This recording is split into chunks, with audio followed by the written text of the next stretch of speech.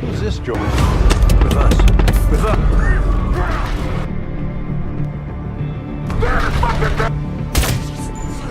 No, fuck, she's all right. The fucking car, face down, motherfucker!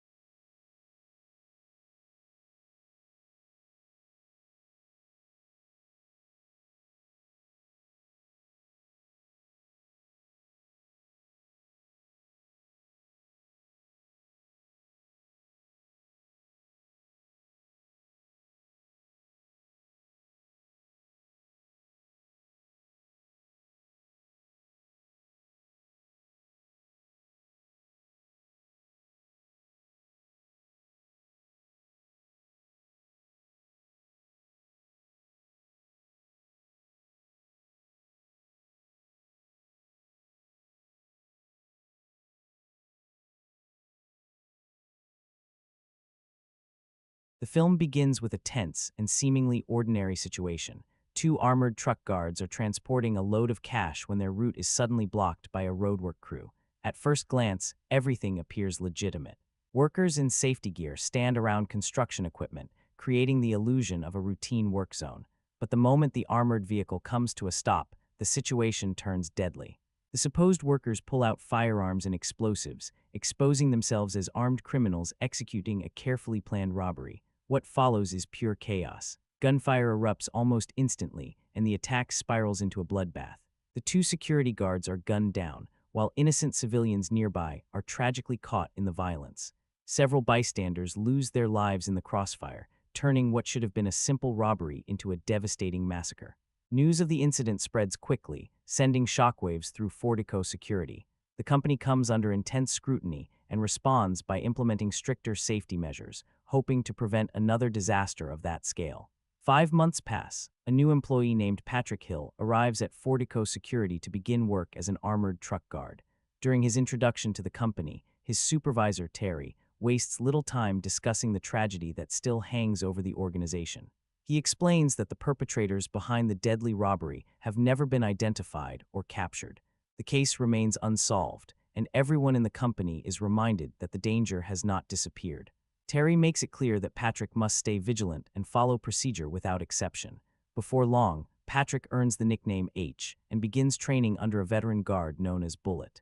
At first glance, H hardly looks like a promising recruit. His test results are mediocre at best. During qualification assessments, he barely reaches the minimum passing score of 70%. On the shooting range, his accuracy appears disappointing, with rounds landing nowhere near where they should. Even behind the wheel, he struggles. During a driving exercise, he accidentally backs the armored truck into a stack of crates, leaving little reason for anyone to be impressed. Despite the rough beginning, H remains composed and continues moving forward without complaint. Later, inside the locker room, Bullet introduces the newcomer to the rest of the team. The group immediately begins sizing him up. As the newest face in the company, H naturally becomes the center of attention. Sweet Boy, a loud and outspoken guard with a sharp tongue, quickly clashes with him after taking offense to one of H's comments. The exchange turns into a brief battle of words. Meanwhile, Dana, the only woman on the crew, seems curious about the reserved newcomer, who reveals very little about himself. The rest of the guards greet H with varying degrees of skepticism. Among them is Sticky John, who is especially bitter. He feels that H effectively took a position that should have belonged to him, and his resentment is obvious from the start. Most of the team hide their hostility behind jokes and sarcasm, making it clear that H will need to earn their respect. Soon, H begins his first day on the job. He joins Bullet and Sweet Boy on a routine cash collection route. Before they head out, Bullet offers some advice about the realities of the profession. According to him, armored truck guards cannot afford to think like victims. They have to see themselves as hunters rather than prey if they want to survive. As they drive between pickups, Sweet Boy becomes unusually talkative. The conversation eventually turns to the infamous robbery from 5 months earlier. He reveals something surprising. He was originally scheduled to work on the armored truck that was attacked. By pure luck, he had called in sick that day. Instead of being on the route, he was staying at his mother's home. That single decision not only kept him alive, but also provided an airtight explanation that spared him from becoming a suspect during the investigation. Their first collection of the day goes smoothly, and they eventually return to headquarters. There, H gets a closer look at the facility's extensive security measures. Thick gates, screening checkpoints, and metal detectors protect the building. Sticky John is stationed at the entrance, carefully monitoring everyone who comes and goes. At the end of the shift, each guard removes their identification badge and places it on a designated board, part of a routine that everyone follows without question. When work is finished, the team decides to relax at a nearby bar. Bullet invites H to join them. Before leaving, however, H pauses briefly and quietly studies the identification board, paying particular attention to the badges belonging to his coworkers. The moment passes quickly, and nobody seems to notice his interest. At the bar, the atmosphere is initially friendly. Drinks are poured, pool games begin, and the crew unwinds after a long day. But before long, the mood changes. Some of the guards encourage Sticky John to confront H over the job he believes was stolen from him. The tension escalates as John approaches the newcomer looking for trouble. H, however, remains completely calm. He handles the confrontation with effortless confidence, shutting down John's aggression without raising his voice or losing control. Then, to everyone's surprise, he reaches into his pocket, hands John some money, and suggests he buy himself a drink instead. The unexpected gesture leaves John embarrassed and without a response. Deciding not to push the matter further, he walks away. Watching from nearby, Bullet finds the entire exchange amusing and jokingly labels H a master of social interaction. Not long afterward, a routine workday suddenly turns into a nightmare. During a pickup involving only $10,000, Bullet exits the truck to retrieve the cash. Minutes pass, but he never comes back. Growing concerned, Sweet Boy repeatedly calls him over the radio. At first, there is no answer. Then a voice finally responds, but it isn't Bullet. A group of robbers has taken him hostage. Fear immediately takes hold of Sweet Boy. Convinced they are outmatched, he insists that they abandon the situation and return to headquarters. He argues that the amount of money involved is relatively small and that the criminals have no reason to murder Bullet over such a minor haul. H disagrees. Without hesitation, he refuses to leave their partner behind. His certainty is unwavering. Despite Sweet Boy's panic, H calmly insists that they stay and follow the instructions being given. Eventually, his confidence persuades Sweet Boy to cooperate, and the pair continue according to the robbers' demands. They are directed to drive to an isolated location, far from any witnesses. When they arrive, the danger becomes immediately clear. A masked criminal emerges from a vehicle while holding Bullet at gunpoint. Another armed robber orders H and Sweet Boy to transfer the cash bags into the trunk of a waiting car. The atmosphere is suffocatingly tense. One wrong move could get everyone killed. Sweet Boy is terrified. He repeatedly begs H to do exactly as they are told, convinced that any resistance will result in a massacre. H says very little. He walks to the rear of the truck and begins unloading the money bags one at a time.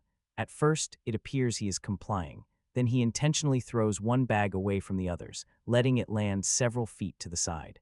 One of the robbers immediately notices and warns him not to get clever. Sweet Boy becomes even more frantic, desperately urging H to stop provoking them. The moment one of the criminals steps away to retrieve the misplaced bag, H makes his move. In a flash, he draws his weapon and fires. The robber collecting the bag drops instantly. A split second later, H shoots the gunman holding Bullet captive. The situation explodes into violence as the remaining attackers return fire.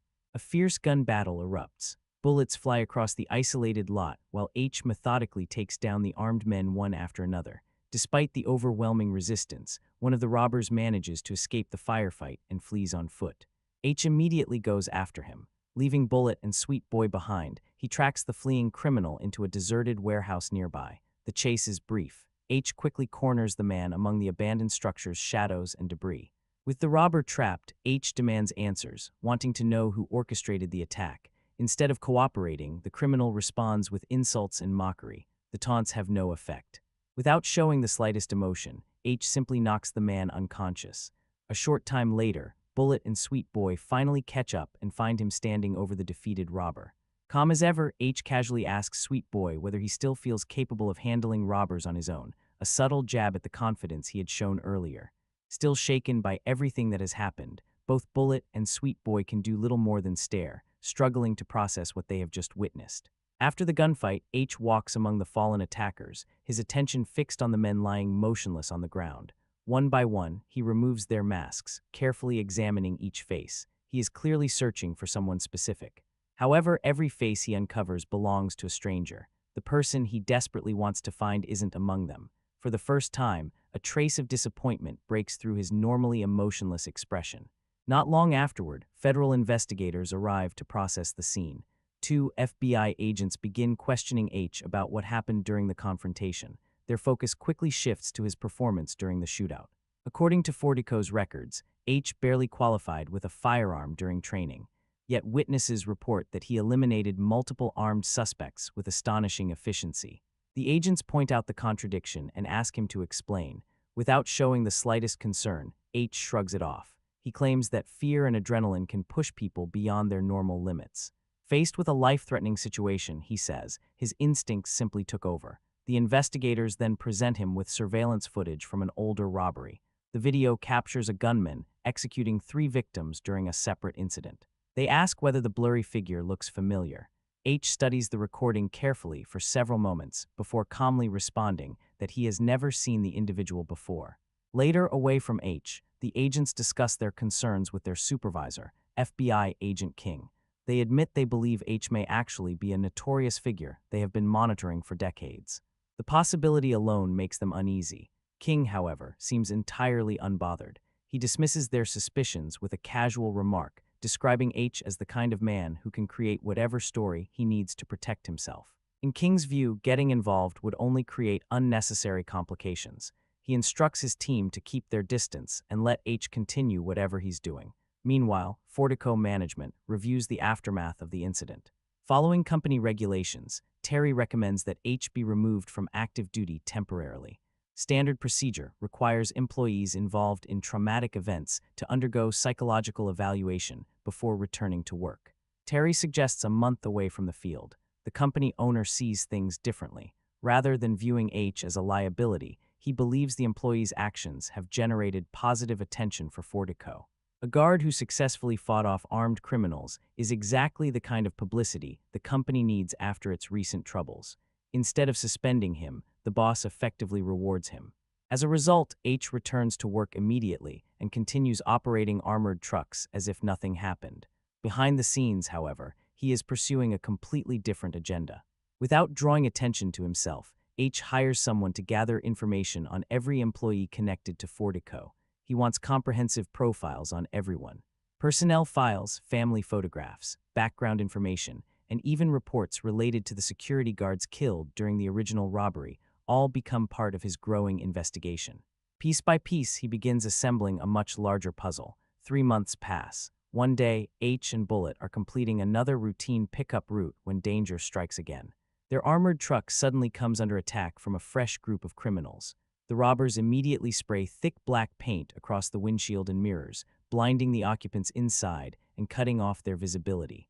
Recognizing the threat, Bullet instantly calls in a red alert. The attackers continue pressing forward. Using heavy equipment, they attempt to force entry into the vehicle and drag the guards out. The situation quickly spirals into chaos. Amid the confusion, Bullet stumbles out of the truck coughing violently. H exits moments later.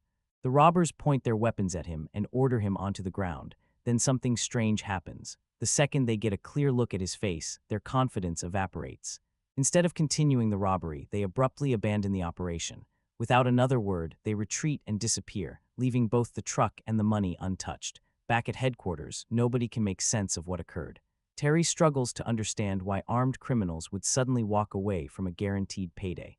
Even more baffling is the fact that H somehow emerges unscathed from yet another dangerous encounter. The company owner remains as cryptic as ever. Rather than searching for explanations, he simply encourages Terry to keep promoting the accomplishments of their star employee. Bullet, however, has developed his own theory. Speaking privately with another coworker, he admits that something about H unsettles him. He can't explain exactly why, but the man gives off an eerie presence. The best description he can come up with is that H feels less like an ordinary person and more like some kind of dark force walking among them. While H's professional life grows increasingly mysterious, his personal life begins moving in a different direction. Dana finally decides to act on the attraction she has been hiding for months. She confesses how she feels, and before long, the two spend the night together at her apartment. For a brief moment, it appears that H may be allowing someone to get close to him. The illusion doesn't last. Late that night, Dana suddenly finds herself staring down the barrel of a gun. H stands before her with a completely different demeanor than the one she knows. His expression is cold, his voice controlled, and his intentions unmistakably serious. He demands an explanation for a stash of cash he recently discovered in her possession. Convinced that she may be connected to a larger criminal operation, H begins questioning her relentlessly. Dana insists there is no conspiracy. According to her, the money wasn't delivered for anyone else. She claims she stole it herself during a previous assignment and acted alone. H isn't convinced. To make matters worse, he reveals just how much information he has collected about her life. He knows details about her family, her associates, and the people closest to her. The revelation leaves Dana shaken. As the interrogation continues, she desperately maintains her innocence, insisting that she has no involvement in any organized scheme. The story then jumps back 5 months, revealing a side of H that nobody at Fortico has ever seen. On that day, he is simply a father spending time with his son, Doogie. The two share a rare and peaceful afternoon together, enjoying a brief escape from the responsibilities and dangers that usually surround H's life. For a short while, everything feels normal. Then his phone rings. The call comes from Mike, one of H's associates. Unknown to Doogie, Mike has recently participated in a robbery and is now dealing with an unexpected problem. He explains that their operation has encountered a setback. One member of the crew cannot reach an important observation point near H's location. Mike asks for a small favor. All H needs to do is watch a Fortico armored truck leave its facility and report which direction it turns. Initially, H wants no part of it. Eventually, however, he agrees. As he and Doogie drive toward the area, H notices a food truck parked nearby. Seeing an opportunity to avoid suspicion, he pulls over and tells his son he is going to buy lunch. He asks Doogie to stay inside the car while he grabs a couple of burritos. Standing near the food truck, H keeps an eye on the facility entrance. Soon enough, the armored truck emerges and turns right. H relays the information to Mike. What he doesn't realize is that another group of criminals is already waiting nearby. Just moments later, the Fortico truck is ambushed by robbers disguised as road construction workers. The attack unfolds only a short distance from where H and Doogie are parked. During the robbery, one of the criminals notices the boy sitting alone in the vehicle. Suspicious, the robber approaches and orders Doogie to step outside. Terrified, Doogie calls for his father, but H is still focused on the phone conversation with Mike and never hears him. Following the robber's instructions, Doogie exits the vehicle and lies face down on the pavement. Then tragedy strikes. At exactly the wrong moment, Doogie turns his head and catches sight of the robber removing his mask. In that instant, he sees something he was never supposed to see. The decision is immediate. The robber executes the security guards and then murders Doogie as well. Only then does H realize something is terribly wrong. He sprints back toward the scene and arrives just in time to witness the horrifying aftermath. His son's killer stands only a short distance away. Consumed by rage, H rushes forward without hesitation. Before he can reach the man, a gunshot rings out. H is struck and collapses, helpless to stop the nightmare unfolding before him. 3 weeks later, H finally opens his eyes in a hospital room. The physical wounds from the shooting are severe, but they pale in comparison to the emotional devastation waiting for him. As he struggles to process what happened, doctors and loved ones deliver the news he has been dreading. His son, Doogie, is gone. The loss hits him like a freight train. As if the grief isn't unbearable enough, Doogie's mother directs her anger toward him. In her eyes, H failed in the most important responsibility a parent can have. She accuses him of being emotionally distant and blames him for putting their son in danger. Every word cuts deeper than the bullet wound in his chest. Unable to defend himself, H is left drowning in guilt while replaying the tragedy over and over in his mind. Before long, sorrow begins transforming into something darker. Determined to find the people responsible, H reaches out to an old ally, FBI agent King.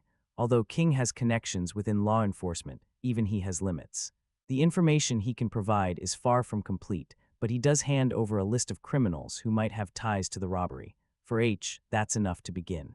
Together with Mike and several trusted associates, he launches a relentless search through the city's criminal network. Their methods are brutal and uncompromising. Suspects are tracked down, questioned, and eliminated one after another. The operation leaves a trail of destruction behind it, but despite months of bloodshed, the one man H truly wants remains out of reach. The investigation eventually reaches a dead end. Recognizing that they are chasing shadows, Mike suggests approaching the problem from a completely different angle. Rather than hunting criminals from the outside, they should place someone inside the environment connected to the robbery. H agrees. To make the plan work, he announces that he will be returning to London for a period of time. In reality, he has something far more strategic in mind. He instructs his assistant to construct an entirely new identity. The name chosen is Patrick Hill. Every detail is fabricated with precision. Employment records, background information, certifications, and professional references are carefully created to portray Hill as a reliable security professional with an impressive history. Once the false identity is complete, H uses it to secure employment with Fortico Security. His goal is simple: get inside the company, stay close to the people connected to the robbery, and eventually uncover the individual responsible for Doogie's death. The story then shifts back in time, revealing events that occurred months before H joined Fortico. A group of 6 former military veterans has fallen on difficult times. Financial struggles and frustration with civilian life have left them bitter and restless. Their leader is Jackson, a respected former sergeant who still commands authority among the men. Bound together by shared experiences and growing desperation, the veterans begin discussing ways to make money outside the law. One member in particular, Jan, pushes aggressively for action. Unlike some of the others, Jan isn't interested in small gains or long-term planning. He wants fast money and is willing to take risks to get it. Under his encouragement, the crew begins targeting wealthy individuals from affluent Middle Eastern communities. The robberies prove successful. At first, the payouts amount to only a few $100,000, but once the money starts flowing, ambition quickly takes over. While Jackson remains the group's unquestioned leader, Jan's growing confidence begins creating friction. The more successful they become, the more Jan starts viewing himself as Jackson's equal, perhaps even his replacement. As their operations expand, the crew grows frustrated with the complicated process of converting stolen valuables into usable cash. Too many middlemen are involved, reducing profits and increasing risk. Jackson eventually proposes a better solution. Instead of stealing luxury goods, they should target armored trucks directly. The new strategy is far simpler. With access to cash already in transit, fewer people need to be involved, and larger profits become possible. The plan requires only a single insider, allowing the earnings to be divided into 7 equal portions. The results exceed expectations. Millions of dollars begin flowing into the crew's hands. Despite their success, Jackson repeatedly reminds everyone to remain disciplined. He warns them not to quit their jobs, draw attention to themselves, or suddenly begin living extravagant lifestyles. Most of the crew listens. Jan does not. Time after time, he ignores Jackson's advice and behaves recklessly, creating unnecessary risks that threaten the entire operation. The tension between them continues building.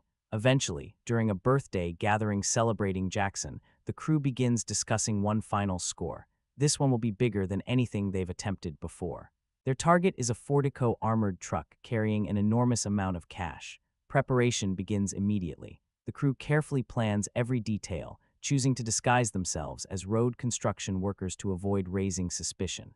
When the day arrives, each member takes position exactly where they need to be. What none of them realize is that H has unknowingly parked nearby, with Doogie sitting inside his vehicle. At first, Jackson notices the parked car, but sees no immediate threat. He simply tells his men to keep an eye on it while they focus on the robbery. The operation begins smoothly. The crew intercepts the armored truck and forces the guards out. Jan takes control of one guard while the others move into position. Meanwhile, another crew member approaches HS vehicle and orders Doogie out of the car. Terrified, the boy obeys. He is forced to lie face down on the pavement while the robbery continues around him. At the same time, the rest of the crew quickly loads bags of cash and secures the scene. For several minutes, everything appears to be proceeding exactly as planned. Then things go wrong. One of the security guards suddenly attempts to reach for a weapon. Jan reacts instantly. Without hesitation, he pulls away the guard's face covering and shoots him dead. Seconds later, he kills the second guard as well. Elsewhere, Jackson asks whether everything remains under control. Jan calmly replies that it does. He deliberately leaves out the fact that the situation is rapidly spiraling beyond their original plan. Lying on the ground nearby, Doogie has witnessed far more than he should have. The boy has seen faces. He has seen actions. Most importantly, he could potentially identify them later. The realization changes everything. Without a shred of hesitation, Jan raises his weapon and shoots Doogie. For a moment, the entire crew is stunned. One of the men immediately explodes with anger, shouting that Jan has just jeopardized all of them. Killing a child was never part of the plan, and everyone understands the consequences that could follow. The argument grows heated. Then somebody spots movement in the distance. H is running toward them. Panic spreads through the group. One crew member urges Jan to stop him without killing him, suggesting a shot to the leg or somewhere non-fatal. Jan ignores the advice. Instead, he aims directly at H's chest and pulls the trigger. The bullet strikes home. As H collapses, Jan stares directly at him, creating a moment neither man will ever forget. Months later, the crew gathers once again. Despite earning millions from previous robberies, satisfaction remains out of reach. Their greed has only grown stronger. Jackson wastes no time confronting Jan. He reminds him how close his recklessness came to destroying everything they built. Jan's actions during the Fortico robbery nearly exposed the entire operation. But the lecture isn't the reason for the meeting. Jackson has a new plan, and it's their biggest yet. He proposes one final robbery that will dwarf every previous score. The target isn't a single truck, it's the entire Fortico operation. Specifically, he wants to strike on Black Friday, when an estimated $150 million will be moving through the company's network. The reward is enormous, so are the risks. Jackson tells the crew that if they succeed, none of them will ever need another job for the rest of their lives. Back at Fortico headquarters, preparations for Black Friday are already underway. Terry gathers the guards and warns them that security threats are expected to increase. Everyone is instructed to stay alert and follow procedures carefully. Meanwhile, tensions continue growing within Jackson's crew. Jan's behavior remains a constant source of frustration. His expensive purchases and careless spending habits threaten to attract exactly the kind of attention Jackson has worked so hard to avoid. Eventually, the day of the operation arrives. H and Bullet are assigned to work together once again. After completing their final route, Bullet decides it's time to reveal the truth. What follows changes everything.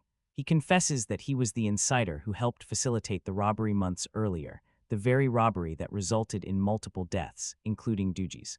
According to Bullet, the guards were never meant to survive. Their deaths had always been part of the plan. Doogie's murder, however, was not. He insists the child was never supposed to die and describes it as an unforeseen consequence of the robbery. The revelation alone is devastating. But Bullet isn't finished. He calmly informs H that he secretly removed the ammunition from his firearm, ensuring he would be unable to fight back when the time came. Then he reveals the final piece of the puzzle.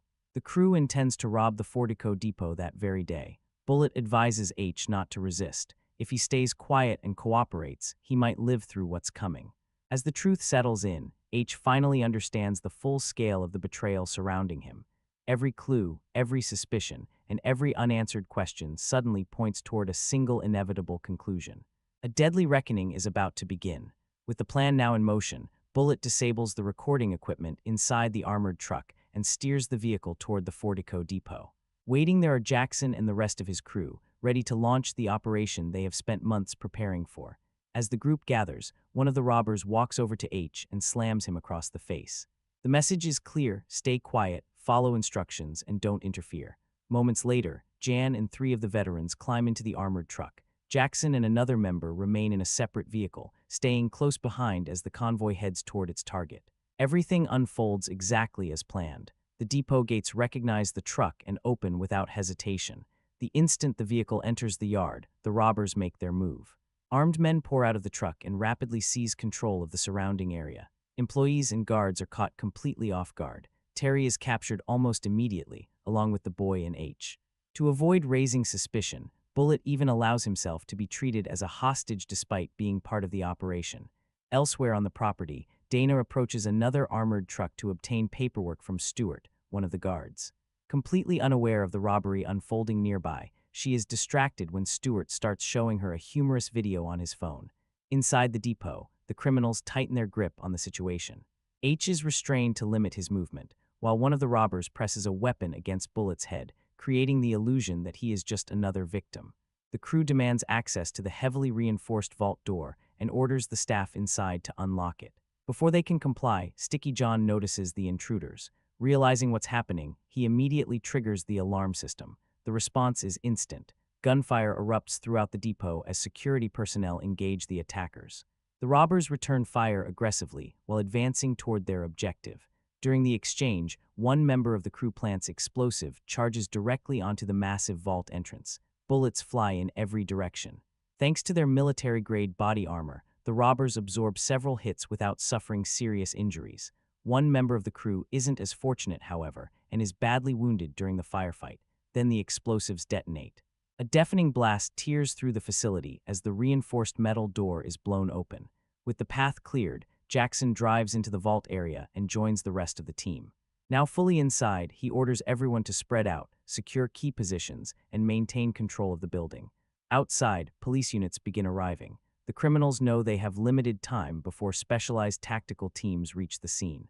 Once SWAT arrives, escaping with the money will become significantly more difficult. The clock is ticking. While some crew members stand guard, others begin stuffing enormous amounts of cash into bags. According to their calculations, they have roughly 8 minutes before heavily armed reinforcements arrive. The robbers systematically eliminate most of the depot guards during the takeover. However, 3 employees manage to avoid detection. Dana, Stewart, and Shirley conceal themselves inside the rear compartment of an armored truck, hoping to wait out the crisis. Stewart believes patience is their best chance of survival. He argues that SWAT will arrive soon and handle the situation. Shirley disagrees. Refusing to remain hidden, she decides to fight back. Without warning, she opens fire from her position and manages to wound one of the robbers. The unexpected attack creates a brief but valuable distraction. H immediately takes advantage of the opportunity. Using a small concealed firearm he has managed to keep hidden, he shoots one of the criminals in the leg. At the same time, he secretly cuts through his restraints using a knife concealed on his person. Free at last, he moves quickly. His first priority is Terry and the boy. After releasing them, H leaves the decision in their hands. When they ask what they should do next, he simply tells them to choose for themselves. They decide to run. Terry grabs the boy and guides him toward a rear exit, hoping to escape before the fighting reaches them. Meanwhile, H strips equipment from a dead robber and prepares to move through the depot unnoticed. The battle intensifies. Shirley continues exchanging fire with the criminals, but is eventually overwhelmed and killed during the confrontation. Dana and Stewart refuse to surrender. Both arm themselves and begin fighting back against the attackers. As gunfire echoes through the depot, H advances through the chaos with deadly focus. He catches one robber off guard, removes the man's helmet, and eliminates him before moving on. The remaining crew members quickly realize someone is hunting them. A fierce gun battle follows. At one point, H comes face to face with a heavily armored robber. The confrontation turns into a brutal hand-to-hand struggle. The two men trade powerful blows before H finally creates an opening and attempts to fire his pistol. Nothing happens. The weapon is empty. Forced to improvise, H immediately reaches for his knife and uses it to finish the fight, bringing down the armored attacker at close range. Meanwhile, Jackson recognizes that the operation is beginning to unravel. With police forces closing in, he orders the surviving crew members to collect whatever money they can and prepare to withdraw. Elsewhere, Bullet locates Dana and Stewart. Pretending to still be on their side, he claims he needs a weapon to help defend them. Stewart trusts him and hands over a firearm without hesitation. It proves to be a fatal mistake. The moment Bullet has the gun, he turns it on them. Without warning or remorse, he shoots both Stewart and Dana, killing them instantly. At another part of the depot, H continues working his way through the remaining robbers. Two more fall before him, but just as he gains momentum, Bullet catches him by surprise. A shot rings out. H is hit and collapses, wounded once again. Bullet isn't finished. His attention soon shifts to the boy. Calling out to him with chilling calmness, Bullet lures him into view before shooting him as well. By the time the fighting finally subsides, only 3 members of the original crew remain alive: Jackson, Jan, and Bullet. Knowing the police are rapidly closing in, they move toward the final phase of their escape plan. The survivors enter the building's underground garage, intending to disappear before authorities can seal the area. As Bullet and Jan load bags of cash onto a transport cart bound for an elevator, Jackson waits inside a nearby truck. He is badly wounded, but he is also thinking. Quietly, he reaches for his gun and raises it toward Jan. His expression reveals everything. Jackson has decided that Jan has become too dangerous to trust. Unfortunately for him, Jan notices. The realization comes only seconds before Jan makes his move. Without hesitation, he grabs a blade and cuts Jackson's throat. The betrayal is swift and calculated. Afterward, Jan casually informs Bullet that Jackson succumbed to his injuries, concealing what truly happened as they continue their escape through a hidden tunnel system. Eventually, they emerge at the far end where a getaway vehicle awaits. Together, they begin loading millions of dollars into the car, but another betrayal is already brewing. Bullet understands exactly who Jan is. Watching Jackson die has convinced him that Jan will eventually turn on him as well. For a brief moment, Bullet considers striking first. The hesitation costs him everything. Jan notices the subtle change in his behavior. Before Bullet can act, Jan draws his weapon and fires. Bullet drops dead. Now the sole survivor of the crew, Jan claims the entire fortune for himself and drives away, leaving every former ally behind. Some time later, Jan sits comfortably inside his luxury apartment. Drink in hand, he finally allows himself to enjoy what appears to be victory. The money is his. The witnesses are gone, and the operation seems finished. Then a phone begins ringing. Confused, Jan searches for the source of the sound. Eventually, he discovers a phone hidden inside one of the stolen money bags. The discovery immediately puts him on edge. Before he can fully process what it means, he notices movement in the darkness. A figure slowly steps into view. It's H for the first time in a long while. Jan looks genuinely unsettled. Trying to salvage the situation, he quickly offers H a share of the money. He attempts to negotiate, hoping wealth can buy his way out of danger. H doesn't answer. Instead, he throws a document onto the floor. Jan picks it up. As he reads, recognition begins spreading across his face. The document is Dooji's autopsy report. Every detail forces him to relive the events of that terrible day. 4 gunshot wounds, 4 vital organs destroyed, the liver, the lungs, the spleen, the heart. Memories of the robbery come rushing back. So does the realization of exactly who H is. Before Jan can react, H raises his weapon. Then he delivers judgment. 1 shot, then another, and another. Each bullet strikes with deliberate precision, mirroring the wounds inflicted on Doogie years earlier. Jan collapses. The man responsible for H's suffering dies the same way he once condemned an innocent child. The revenge H has pursued for so long is finally complete. Wounded and limping, he leaves the apartment behind. Outside the building, someone is waiting. FBI agent King. Calm as ever, King watches H emerge and asks a simple question. Is it done? H doesn't bother looking back. He gives a slight nod and continues walking into the darkness. At last, the hunt is over. Guy Ritchie's crime films have always had a certain attitude to them. You know when you're watching one. There's usually violence around every corner, a room full of dangerous people who all think they're smarter than they are, and that strange mix of style, arrogance, humor, and brutality that somehow makes the whole thing feel alive. But Wrath of Man is a little different. This is still very much a Guy Ritchie crime thriller. It has the armored trucks, the criminals, the hard men, the double crosses, the money, the sudden violence, and that grimy underworld feeling where nobody seems clean. But the energy here is colder, meaner, honestly. It doesn't bounce around with the same cheeky rhythm you might expect from something like Snatch or Lock, Stock, and Two Smoking Barrels. This one walks into the room, shuts the door, and keeps its face straight.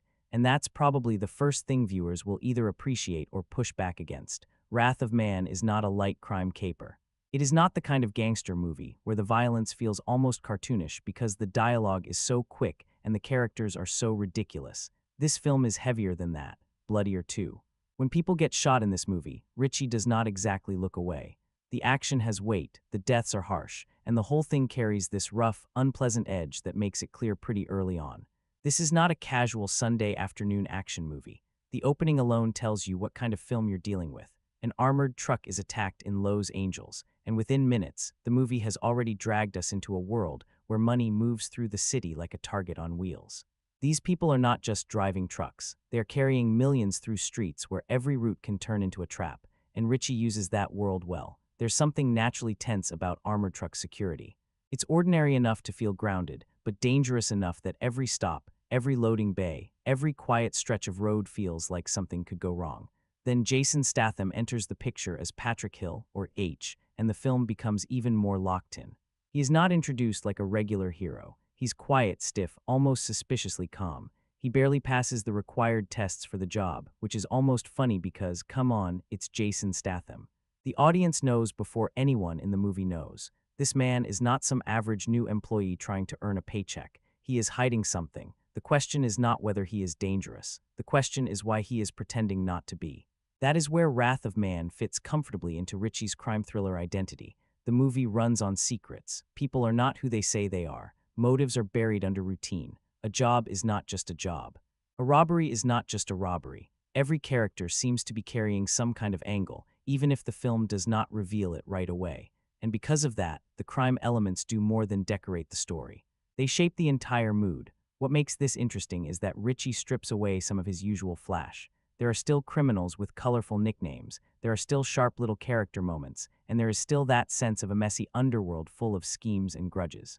But Wrath of Man is less interested in being playful. It is more interested in pressure, suspicion, payback, the feeling that something ugly happened before the movie even started, and now everyone is slowly moving toward the consequences. That seriousness will not work for everybody. Some viewers come to Guy Ritchie wanting the fast-talking chaos, the dark comedy, the clever banter, the stylish madness. And honestly, if that is what you want, Wrath of Man might feel a bit too stiff, maybe even too grim. But taken on its own terms, as a hard-edged crime thriller, it has a strong identity. It knows the kind of world it wants to build, and it does not soften that world to make it easier to digest. This is a movie full of violent men, dirty money, hidden loyalties, and revenge dressed up as procedure. It is not trying to make the criminal world look fun. Not really. Even when the film is entertaining, there's a bitterness underneath it. The people in this story are either hunting, hiding, lying, or waiting for the next job to go wrong. That is the atmosphere Ritchie creates here, and for the most part, it works. So as a Guy Ritchie crime thriller, Wrath of Man is familiar but not exactly typical. It has the bones of his usual world, but the personality is darker, less witty, more punishing. Less of a swaggering gangster puzzle, and more of a cold revenge machine wrapped inside a heist film. And that is why the movie stands out, even when it is not as lively or inventive as his best work. It feels like Ritchie taking his crime instincts and tightening them into something more brutal. Not necessarily better than his classics, but definitely sharper than a generic action thriller. It has enough violence, mystery, tension, and moral grime to remind you whose hands are on the wheel. You may not love every choice. You may miss the humor. You may even feel the film takes itself a little too seriously at times. But there is no denying that Wrath of Man has a clear crime thriller identity.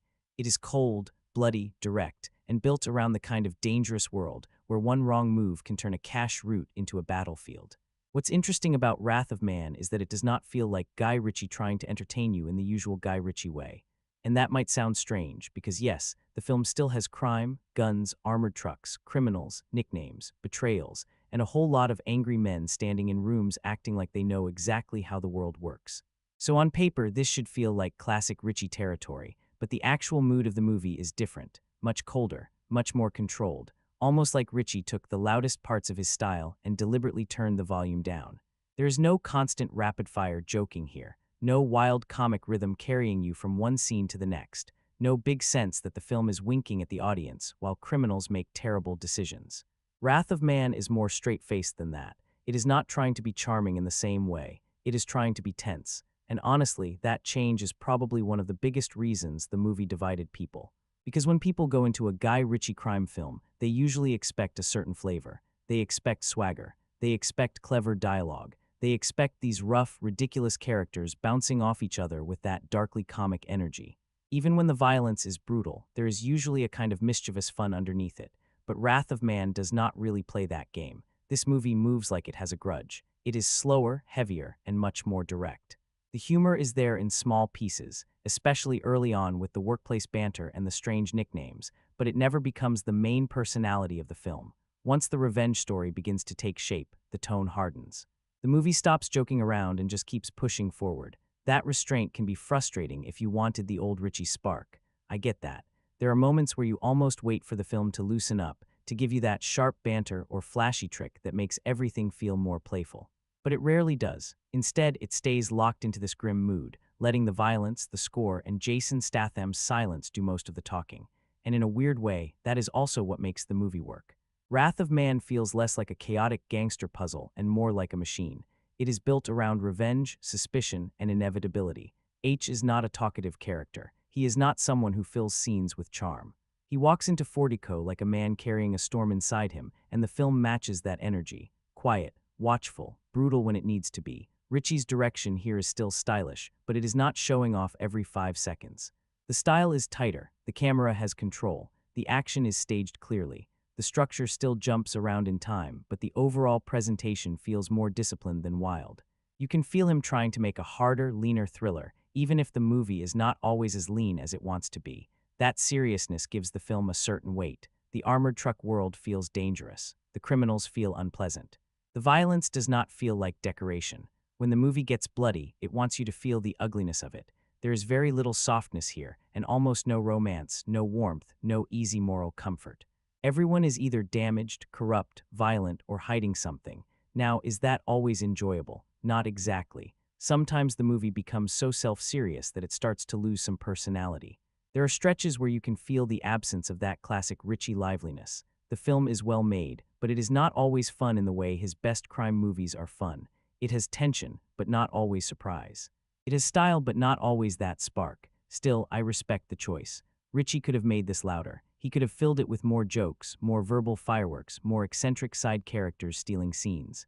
Instead, he makes something colder and more punishing. A revenge thriller that does not really care whether you like the people inside it. That makes Wrath of Man feel like a different kind of Guy Ritchie film, not his most playful. Not his most inventive, maybe not even his most memorable, but it has a mood and it sticks to it. It feels like Ritchie stepping away from the cheeky crime caper energy and aiming for something more mature, more brutal, and more emotionally closed off. And whether that works for you probably depends on what you want from him. If you want the fast-talking chaos of Snatch or Lock, Stock, this might feel too stiff, too grim, maybe even a little dry. But if you can accept Wrath of Man as a stripped-down, hard-faced revenge thriller, there is something satisfying about watching Ritchie operate in this darker register. It is not Guy Ritchie at his most fun, but it might be Guy Ritchie at one of his most severe. The tricky thing with Wrath of Man is that you almost cannot talk about it without dragging Guy Ritchie's older films into the conversation. That may not be completely fair, but it is unavoidable. When a director has movies like Lock, Stock, and Two Smoking Barrels, Snatch, and The Gentleman sitting in his filmography, people bring expectations with them. They do not just walk into the new movie cold. They walk in waiting for that specific Guy Ritchie energy. Fast mouths, messy criminals, sharp editing, dark jokes, and a story that feels like it is constantly folding back on itself just to show off a little. Wrath of Man has some of that DNA, but it does not have the same personality. Compared with Snatch, this film feels much less playful. Snatch is chaotic in a way that feels alive. Everyone is talking too fast, lying too much, and stumbling into trouble they barely understand. Wrath of Man, by comparison, is stiff-backed and serious. It is not trying to make criminals funny. It is not trying to turn violence into a punchline. The world here is colder, and the people in it feel more dead-eyed. Compared with Lock, Stock, it is also less inventive. Lock, Stock had that scrappy, unpredictable rhythm where the style itself felt hungry. It had this rough, clever, almost street-level confidence. Wrath of Man is more polished, more expensive-looking, and probably more controlled, but it does not always have that same spark. It is well made, no doubt, but it does not feel like it is discovering its own language in real time. And then there is The Gentleman, which is probably the more recent comparison people will make. That film still had Ritchie leaning into the talky, stylish, criminal chessboard side of his work. Wrath of Man strips a lot of that away. It keeps the crime, the schemes, the tough guys, and the layered plotting, but removes much of the cheeky flavor. It is like watching Ritchie take one of his usual gangster stories and drain out most of the comedy until only the revenge and gunmetal are left. That is not automatically a bad thing. In fact, part of what makes Wrath of Man interesting is that it does not simply feel like Ritchie repeating his greatest hits. He is working in familiar territory, but the attitude is different. This is not a film full of charming rogues trying to climb the underworld ladder. These people are harder to like. Some are corrupt, some are desperate, some are greedy, and some are just broken beyond repair. The movie is not asking us to enjoy their company in the same way. Still, I understand why some fans felt disappointed. When you know what Ritchie can do with dialogue, humor, and criminal absurdity, Wrath of Man can feel a little muted. There are moments where you almost expect the film to suddenly loosen up, to give you one of those great verbal exchanges or strange comic detours, but it usually stays on its path. Serious face, loaded weapon, no wink. That makes it feel closer to a straightforward revenge thriller than a classic Ritchie crime caper. And honestly, that is where the divide comes in. Some viewers will look at Wrath of Man and say, this is Ritchie matured. This is him tightening his style, cutting the fat, and delivering a brutal genre film. Others will say, where is the fun? Where is the wit? Where is the personality that made his earlier films stand out? Both reactions make sense. Because Wrath of Man is not as lively as Snatch. It is not as fresh as Lock, Stock. It is not as verbally entertaining as The Gentleman, but it is also not trying to be those movies. It is heavier, darker, and more focused on tension than charm. Whether that feels like growth or limitation depends entirely on what version of Guy Ritchie you prefer. For me, the comparison works both for and against the film. On its own, Wrath of Man is a solid, hard-edged crime thriller with strong atmosphere and a nasty sense of momentum. But placed next to Ritchie's best work, it does feel less distinctive. It has the craftsmanship, the criminal world, and the structural games, but not quite the same electricity. So no, I would not put this above Snatch or Lock, Stock. I would not even call it Ritchie at his most inventive. But I also would not dismiss it as empty or lazy. It is more like a stripped-down variation of his crime instincts. Less fireworks, more pressure. Less comedy, more punishment. And maybe that is the best way to watch it. Not as the next great Guy Ritchie gangster classic, but as a darker side rode in the same universe of criminals, money, violence, and bad decisions. Wrath of Man does not waste much time telling you what kind of world you are stepping into. The film opens with an armored truck robbery in Los Angeles, and right away, there is no glossy warm-up, no friendly introduction, no slow little tour of the characters' lives. We are thrown into a cash transport job that goes horribly wrong. Guards are killed, a bystander dies, the thieves disappear with the money, and just like that, the movie plants a question in the back of your mind before you even fully understand who matters yet. That opening is important because it does not play like a random action scene. It feels more like a wound the rest of the movie keeps pressing on. At first, we do not have the full picture. We only see enough to understand that something brutal happened, something organized, something bigger than a basic robbery. The violence is quick and ugly, and the scene has this cold procedural quality to it. It is not flashy in a fun way. It is not exciting like a heroic shootout. It is tense because the people inside that truck are trapped in a job where one bad route, one bad decision, or one bad piece of information can get everyone killed. And that is a smart way to start this kind of story. because before Patrick Hill even becomes the center of the movie, the opening already establishes the rules. This is a world built around money in motion. Armored trucks are supposed to represent protection, security, routine, but in Wrath of Man, they feel like moving targets. Every delivery has danger attached to it. Every stop has the possibility of an ambush. Even the people doing an ordinary day's work are walking into something that could turn violent without warning.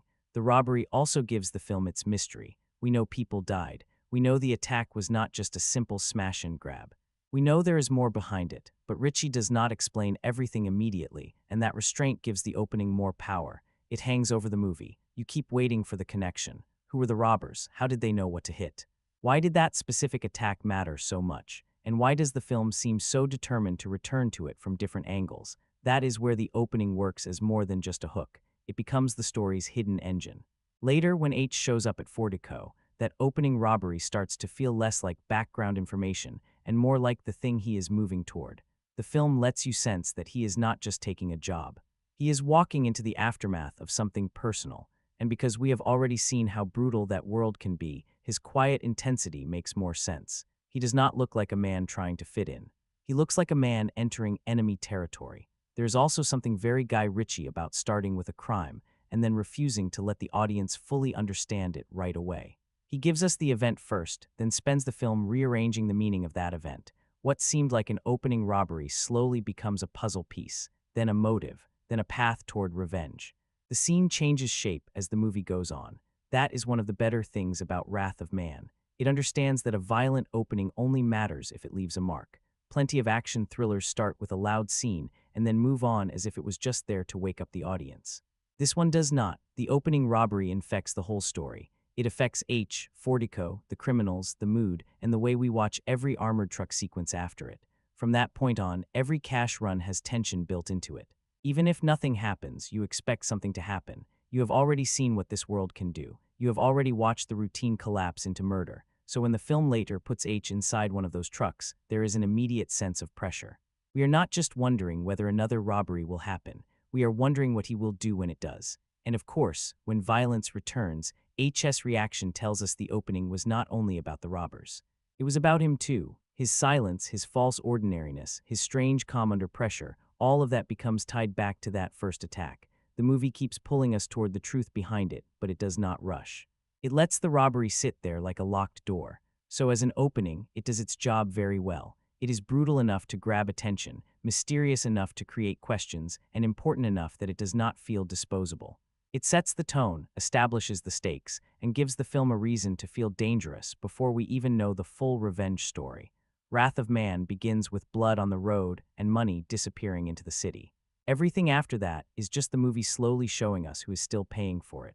One thing Wrath of Man does pretty well is make the cash transport business feel like a strange little war zone hiding inside normal city life.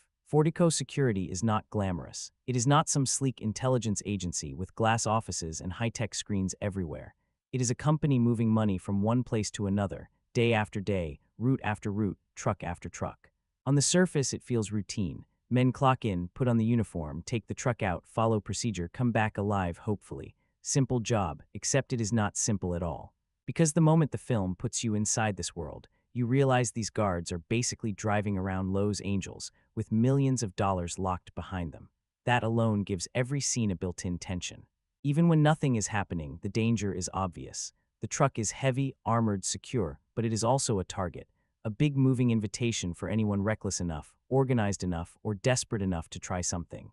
And that is what makes Fortico such a strong setting for this kind of thriller. It is not some random workplace where danger has to be forced into the story. The danger is already part of the job. Every route could go wrong.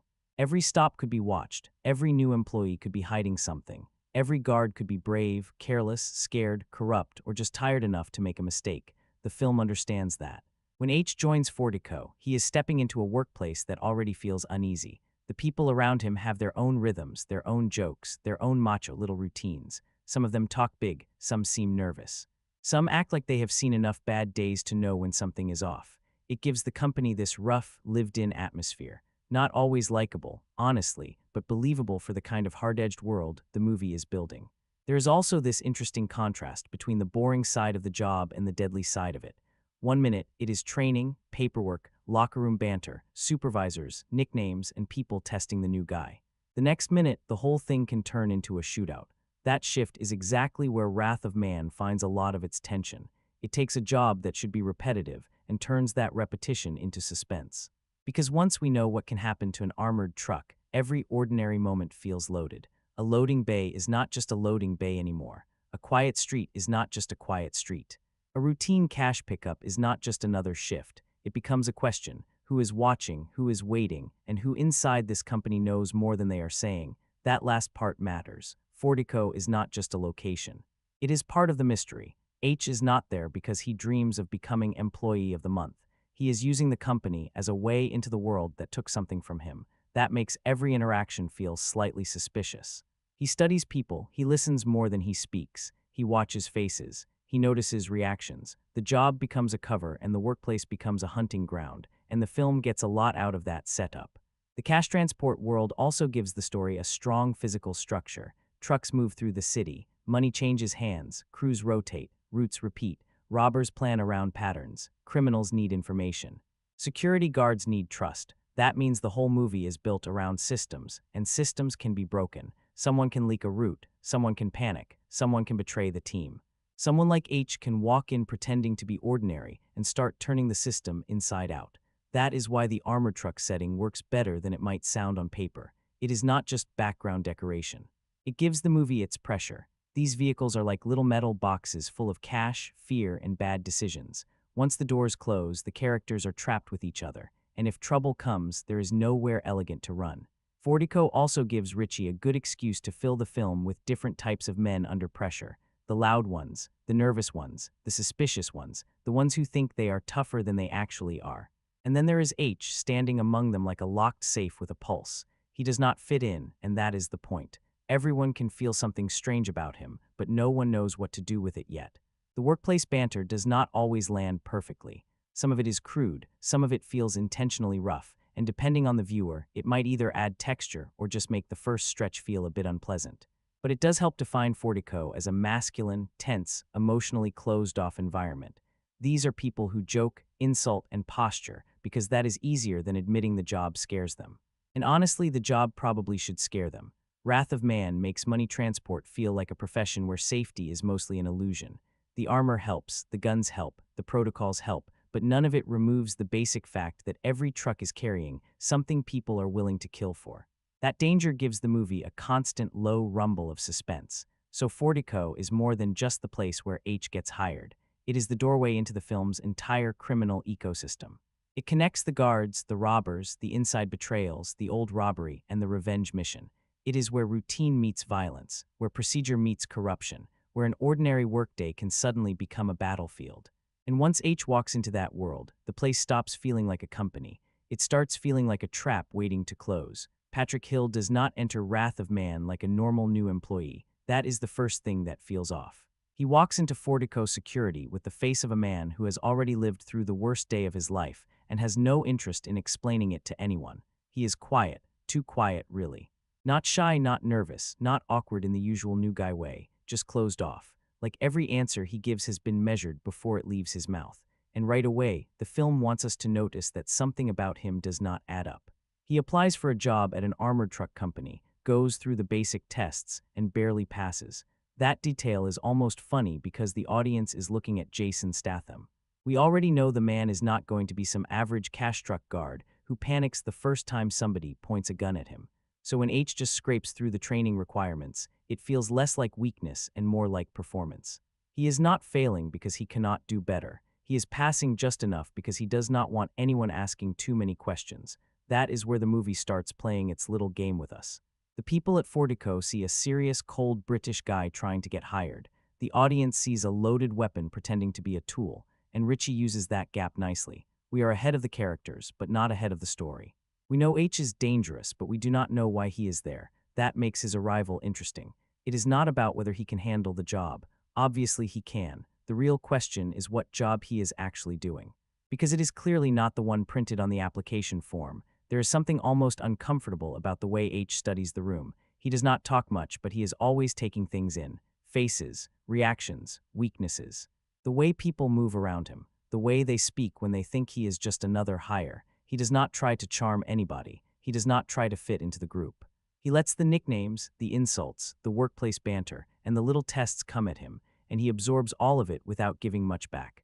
That kind of restraint makes him stand out more than if he entered the film bragging about his skills.